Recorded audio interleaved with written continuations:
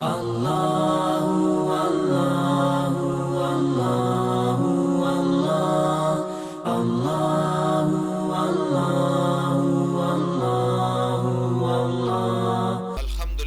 والصلاة والسلام علی رسول اللہ وعلی آلہ واصحابہ اجمعین، اما بعد، اعوذ باللہ من الشیطان الرجیم، بسم اللہ الرحمن الرحیم۔ قال اللہ تعالی فی قرآن المجید والفرقان الحمید، ان عدۃ الشہور عند اللہ 12 شہرا فی کتاب اللہ یوم خلق السماوات والارض منہا اربعۃ حرم، رب اشرح لی صدری ویسر لی امری وحلل عقدۃ من لسانی یفقهوا قولی، رب یسر ولا تعسر وتمم بالخیر، رب زدنی علما سبحانک لا علم لنا الا ما علمتنا انک انت العلیم الحکیم۔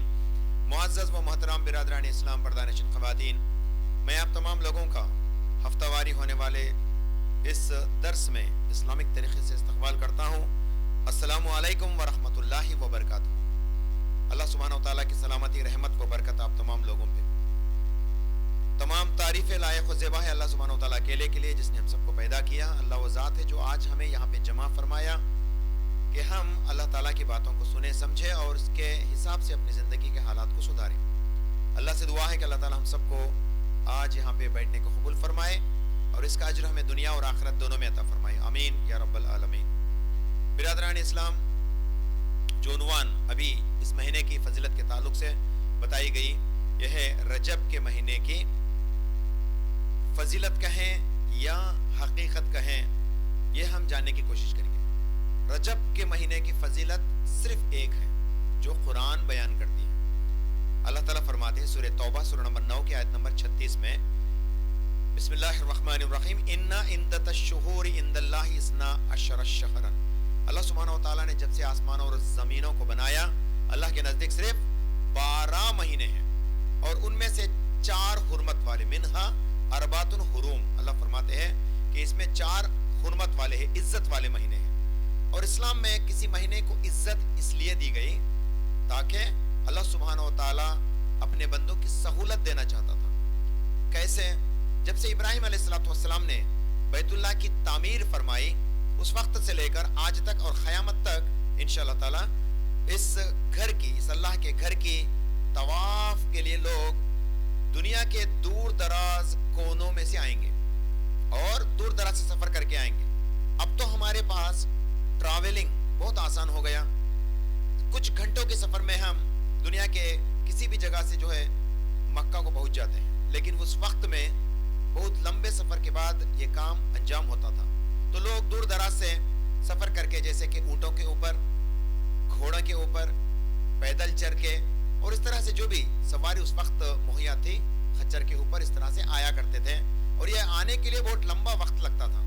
یعنی میری نسبت حج کے مہینے کی فضیلت کو بیان کرنے کے لیے، حج کرنے کے لیے جو لوگ آتے ہیں ان کے اوپر لوٹ مار نہ ہو، بس اسی لیے حج کے مہینے کو اور حج کے مہینے سے 1 مہینہ پہلے اور 1 مہینہ بعد، جو کہ مسافر سفر کرنے والے لوگ دور دراز سے آنے کو اور حج ختم کرنے کے بعد پھر اپنے گھروں کو جانے تک، ان مہینوں کے اندر لوگوں کے اوپر زور زبردستی نہ ہو، ایک دوسرے کے اوپر لوٹم لاٹی نہ ہو، اس لیے اللہ سبحانہ و تعالیٰ نے اس گھر کی حرمت کے ساتھ ساتھ 4 مہینوں کو حرمت والے شمار کیے۔ اور یہ رسول اللہ صلی اللہ علیہ وسلم کی ایک حدیث ہے، صحیح البخاری کی جلد نمبر 4 کی حدیث نمبر 3197، 3197۔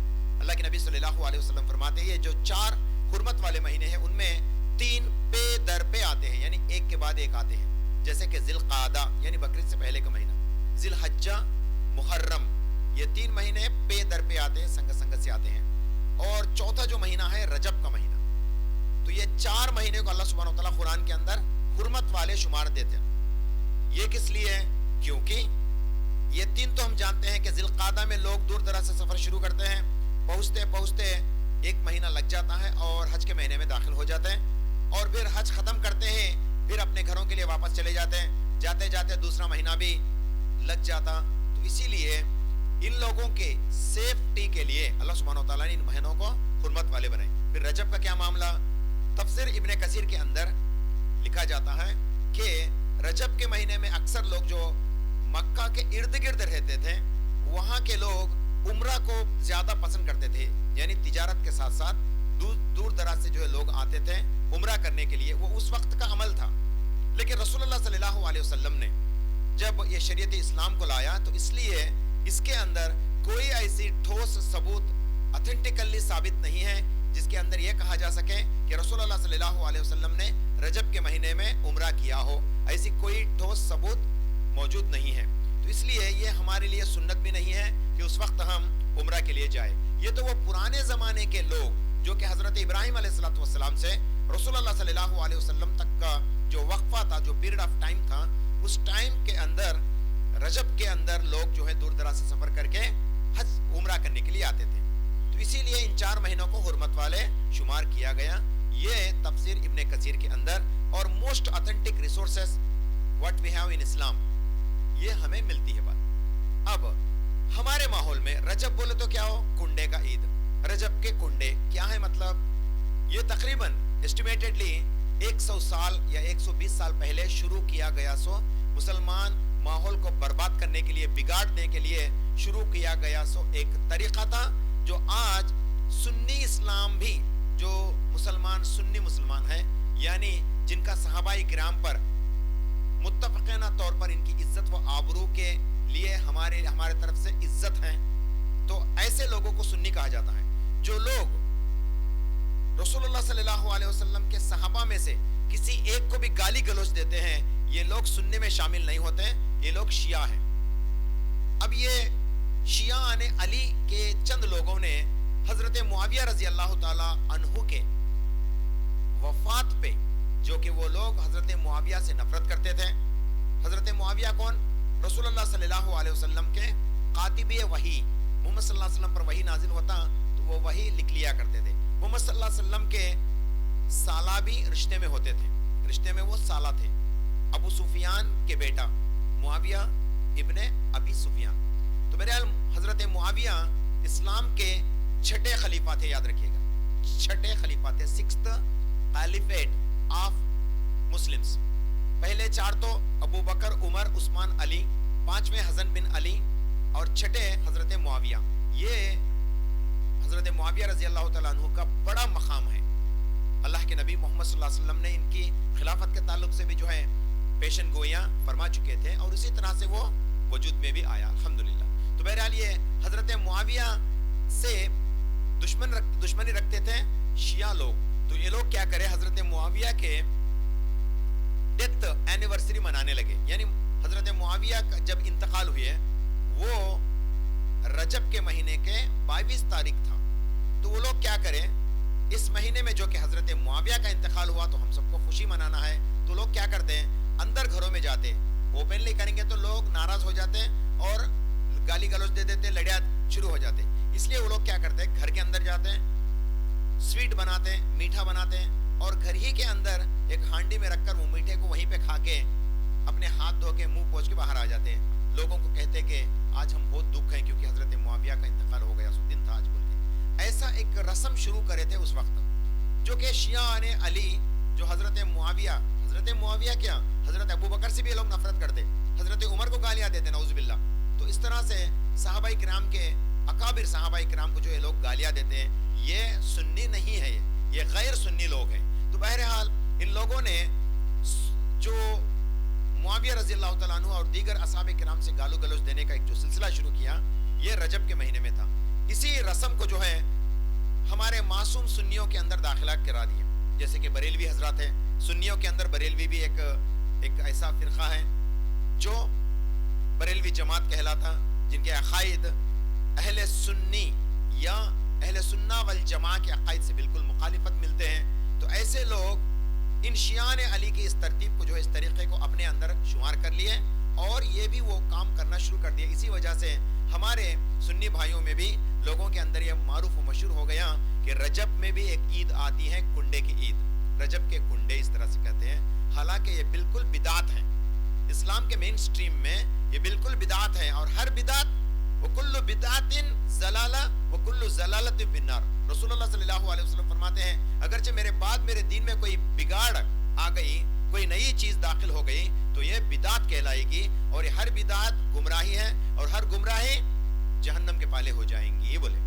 इसलिए ये तमाम चीज़ों से हमें वाबस्तगी ज़रूरी है, जानना ज़रूरी है, वरना तो हम भी अनजाने में हमारे बाजू घर वाले कर रहे हैं ना बोल के हम लोग अभी उस काम को करेंगे तो उनके उस बिदात के अंदर हमें भी शिरकत करेंगे, और हर बिदात गुमराही है, हर गुमराही जहन्नम में जाएंगी। ये रसूलुल्लाह सल्लल्लाहु अलैहि वसल्लम की कहावत है। इसलिए ऐसे तमाम चीज़ों से हमें अपने आप को बचा के रखना। ये रजब के अंदर के चंद बिदात के तरीक़े हैं। और जो निस्बत उस वक्त वो लोग क्या करें, अब हज़रत मुआविया का इंतकाल बोले तो लोग चिढ़ जाते, बोल के क्या करें, इमाम जाफर सादिक जो कि शिया के छठे इमाम थे, इमाम के शियाओं वाले यानी गैर सुन्नियों के अंदर एक अकीदा है कि 12 इमामों की ये लोग फॉलो अप करते, 12 इमामों को ये लोग फॉलो करते। और सबसे पहले हज़रत मोहम्मद रसूलुल्लाह सल्लल्लाहु अलैहि वसल्लम को, उसके बाद अली रज़ी अल्लाह तआला अन्हु को, हज़रत हसन को, हज़रत हुसैन को, इस तरह से इमामत का दर्जा देते देते 12 इमामों में ये अकीदा रखते हैं, वो उनका अकीदा है। और इमाम जाफर सादिक रहिमहुल्लाह को जो है ये लोग आने वाले या गायब हो गए सो इमाम है, ये लोग फिर क़यामत से पहले आएंगे बोल के एक अकीदा वो लोग रखते। इस अकीदे को जिंदा करने के लिए वो लोग क्या समझते हैं, रजब के 22 तारीख को इमाम जाफर सादिक की पैदाइश की दिन है, तो इसलिए हम उसको जश्न मनाना, लेकिन उसी दिन असल में हज़रत मुआविया का इंतकाल हो गया सो दिन था, उसको यहाँ पे निस्बत करके इनके नाम के ऊपर ये काम करना शुरू करें, वही हमारे सुन्नियों के अंदर दाखिला दे दिया गया। तो बहरहाल ऐसी चीज़ों से हमें अपने आप को बचा के रखना चाहिए, दीन को सही मायने में समझना चाहिए।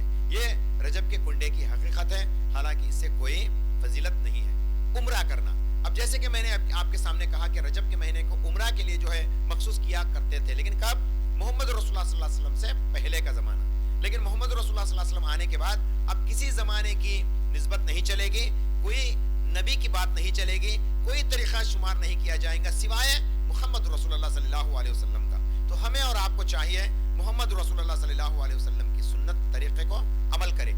आप अलैहिस्सलातु वस्सलाम की सुन्नत में रजब के महीने में उम्रा करना ऐसा कोई ठोस दलील से साबित नहीं होने की वजह से हम इस बात को नहीं मानते कि रजब के महीने में उम्रा करें तो उसकी फजीलत ज्यादा है, ऐसा हम नहीं मानते, क्योंकि हमारे नबी मोहम्मद रसूलुल्लाह सल्लल्लाहु अलैहि वसल्लम ने ना अपने अक़वाल में काम किया, ये बात बताया, ना अपने आमाल से काम करे, ऐसा कुछ तरीक़ा ऑथेंटिकली साबित नहीं रहने की वजह से रजब में उम्रा का भी वही सवाब है जो आम दिनों में उम्रा करने का सवाब है, इसके अलावा कोई दूजा या हट के इससे सवाब कुछ भी नहीं। दूसरा, रजब के अंदर फजीलत वाले रोजे भी रखते हैं और सलातुल रगाइब भी बोलते हैं, 12 रकात की नमाज जो पढ़ते हैं, और ख़ास करके आखिरी चारशुम्बा बोल के हमारे माहौल में एक पुराना रस्म था, आखिरी चारशुम्बा।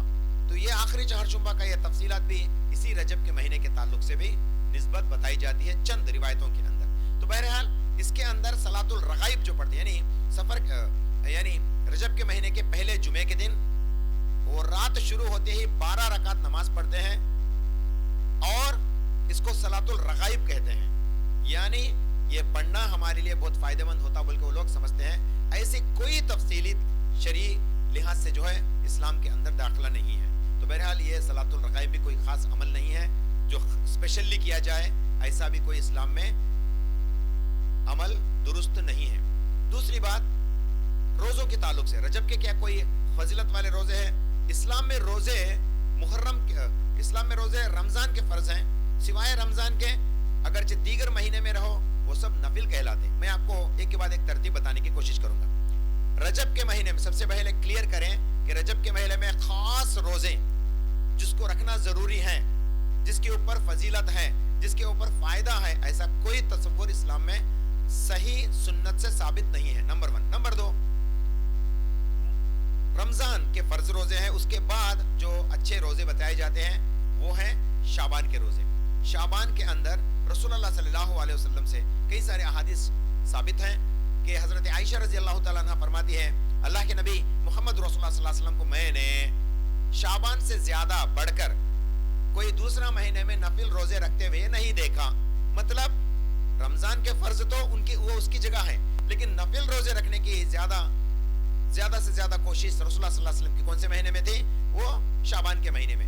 बाज़ मुफस्सिरीन किराम, बाज़ मुहद्दिस फरमाते हैं कि ये एक किस्म की तैयारी थी रमज़ान के रोज़े रखने की, और उसमें भी शराइत बताते हैं 1 से 15 शाबान तक जल्द से जल्द ज़्यादा से ज़्यादा हो सके तो रोज़ा रखें, ताकि वो अपने आप को प्रिपेयर करे, अपने आप को जिस्म को बना के रखे, रमज़ान के अंदर रोज़ा रहने में कोई दिक्कत ना हो, ये प्रिपेयर किया जाता है। और रसूलुल्लाह सल्लल्लाहु अलैहि वसल्लम खास करके मना फरमाए कि शाबान के महीने के आखिरी अशरे में रोज़े ना रखें। क्यों? अगरचे उस वक्त भी रोज़ा रखें लोग कमज़ोर हो जाएंगे तो रमज़ान के रोज़े खलल हो सकते हैं। इसलिए शाबान के आखिरी अशरे में हरगिज़ रोज़े ना रखें, नफिल रोज़े भी ना रखें। ये नसीहत फरमाई रसूलुल्लाह सल्लल्लाहु अलैहि वसल्लम। तो रोज़े रमज़ान के बाद नफिल रोज़े रखने का बेहतर ये है शाबान का महीना। उसके बाद नफिल रोज़े तो मुहर्रम में भी रखते हैं, और नफिल रोज़े ज़िल क़ादा यानी बकरीद से पहले वाले महीने में भी रखते हैं। इस तरह से वही सारे रोज़े की फजीलत बताई गई जो नफिल रोज़े कहलाते हैं। लेकिन रजब में खास करके रसूलुल्लाह सल्लल्लाहु अलैहि वसल्लम को कोई खास अमल था रजब में, ऐसी कोई तफसीली बात ऑथेंटिकली साबित नहीं है। का मतलब रजब में भी स्पेशल रोज़े रखना जायज़ नहीं है, ये दुरुस्त नहीं है। क्या हम रजब में अय्यामे 20 में जो रोज़े रखे जाते हैं, अय्यामे 20 क्या रोज़े हैं? रसूलुल्लाह सल्लल्लाहु अलैहि वसल्लम ने हज़रत अबू हुरैरा रज़ियल्लाहु अन्हु को फरमाया, ऐ अबू हुरैरा, तू मेरे खास अमल तू करते जा जब तक कि तेरी मौत ना आए। क्या फरमाई नसीहत? हर महीने के 3 दिन के रोज़े रखते जा बोले। यानी हर महीने के 3 दिन के रोज़े क्या मतलब? इसको बोलते अय्यामे 20 यानी रोशनी के दिन, रोशनी के दिन वाले रोज़े, यानी रोशन रातें। कब है बोलो? 13 तारीख, 14 तारीख, 15 तारीख, चांद के 13, चांद के 14, चांद के 15, इन दिनों में रातें भी जो है उजाले होते। कैसा? उस वक्त चांद की रोशनाई ज्यादा होती, पूर्णिमा होता 14 को, 13, 14, 15 अच्छे शानदार रातें होते ही है। तो इसलिए उन दिनों में रोजे रखने की फजीलत बताई गई। जो शख्स हर महीने के इन 3 दिनों के रोजे रखेगा उसके लिए भी बहुत सवाब बताया गया इस्लाम के अंदर। अगरचे यही मामला जो एक शख्स है हर महीने में 3 दिन के रोजे रखता है, वो चाहेगा तो रजब में भी इसी रोजे को रख ले, कोई हरज नहीं, क्योंकि उसका भी उसको सवाब मिलेगा। लेकिन इसके अलावा रजब में खास रोजे रखना ये अमल दुरुस्त नहीं है। उसके अलावा पीर का रोजा, जुमेरात का रोजा जो कि आम दिनों में भी हम रख सकते हैं। इसी तरह से कोई आदी है पीर का रोजा, जुमेरात का रोजा रखने के लिए, अगरचे वो चाहे कि रजब में भी रोजे रखे पीर और जुमेरात का, कोई हरज नहीं इंशाअल्लाह ताला, अहलन व सहलन, ये भी इसके लिए दुरुस्त और जायज है। लेकिन खास रोजे रखना कते ऐसा हमने सुना है बोल के रखना, ये इस्लाम में जायज नहीं है। ये उमूमन रजब के महीने के ताल्लुक से चंद तफसीली और अहम बात थी। हमें इंशाअल्लाह ताला इन चीज़ों से इल्म हासिल करना ज़रूरी है, वरना तो हमारे कई सारे नेक अमल बर्बाद हो जाएंगे। रसूलुल्लाह सल्लल्लाहु अलैहि वसल्लम के ताल्लुक से कुरान में एक आयत है, सूरह मोहम्मद सूरह नंबर 47 की आयत नंबर 33, अल्लाह ताला फरमाते हैं, आतियुल्लाह व आतियु रसूल वला तुबतिलु आमालकुम, कि ऐ ईमान वालो या अय्युहल्लज़ीना आमनू अतियुल्लाह व अतियु रसूल, तुम अल्लाह की और अल्लाह के रसूल की इताअत करो, वला तुबतिलु आमालकुम, और तुम्हारे अमाल को बर्बाद मत करो। क्या मतलब इसका?